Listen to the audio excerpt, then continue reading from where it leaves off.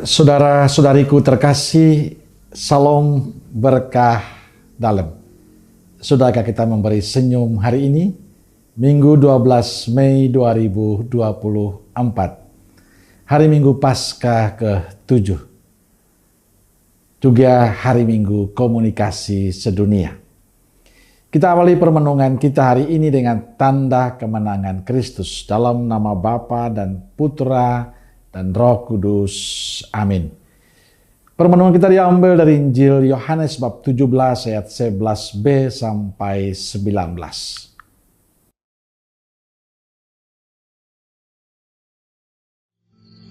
Ya Bapa yang kudus, peliharalah mereka dalam namamu, yaitu namamu yang telah Engkau berikan kepadaku, supaya mereka menjadi satu sama seperti kita.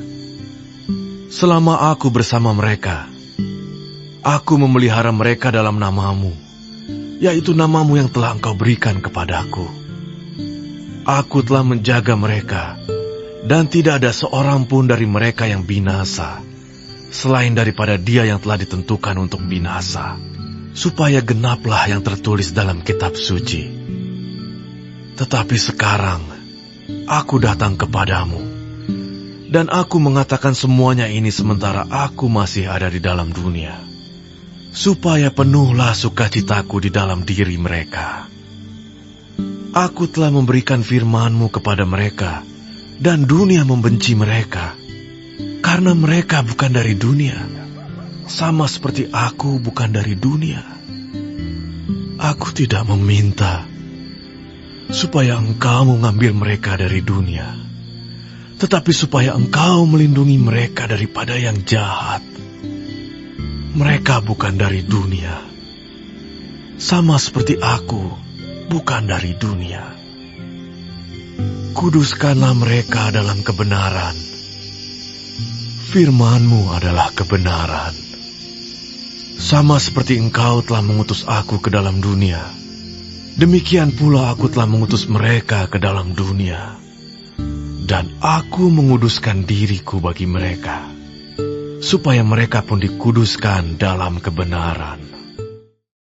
Saudaraku terkasih, dalam Injil yang kita dengarkan hari ini, Yesus berdoa untuk para murid-Nya.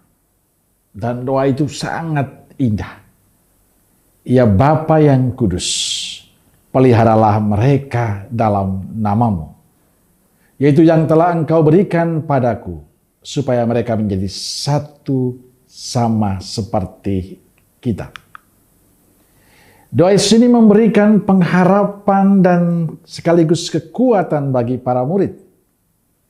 Yesus berdoa agar Bapa memelihara mereka sepeninggalan dirinya, sebab mereka adalah milik Bapa, dan karena itu Bapa saja yang dapat melindungi dan memelihara iman mereka.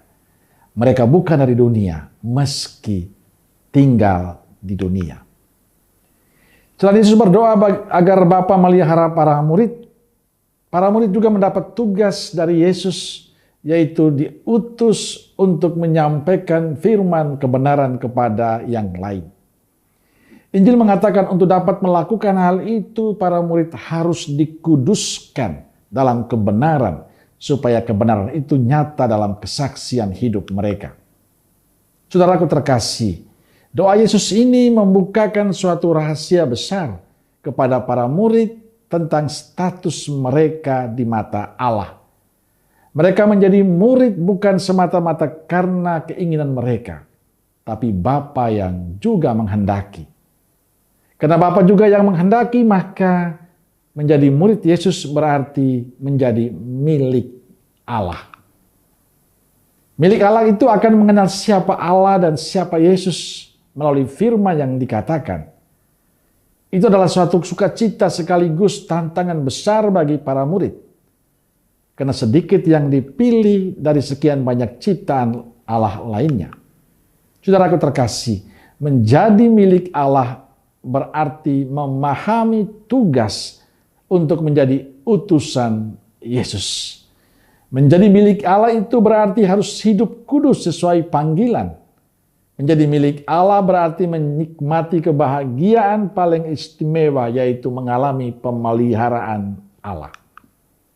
Oleh karena itu para murid Kristus tidak perlu merasa takut meski dunia membenci mereka. Karena mereka akan dipelihara, dijaga, ditemani oleh Bapa.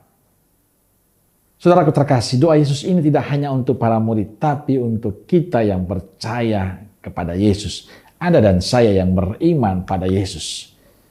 Ia juga berdoa pada Bapa agar memelihara, menjaga kita, agar kita tidak takut, tapi selalu bersatu dengan Bapa.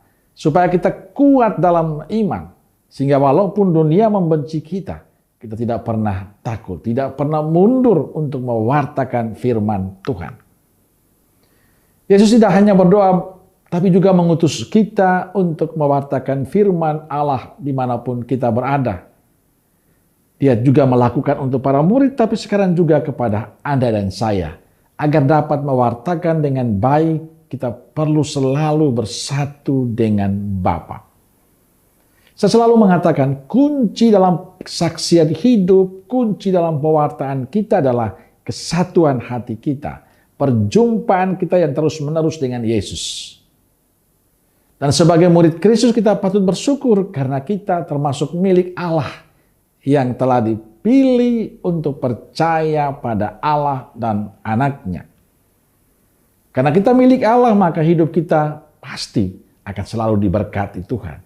Maka sekali lagi syukurilah semua pengalaman iman ini. Dan percaya betul pada Allah. Dan terus berusaha untuk mengalami perjumpaan dengan Allah. Supaya tugas perutusan kita bisa berjalan dengan baik. Menjadi saksi-saksi Yesus. Amin.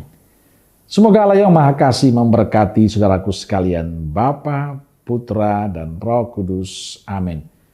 Roh Kudus Nazaret, doakanlah kami. Amin. Berkah dalam.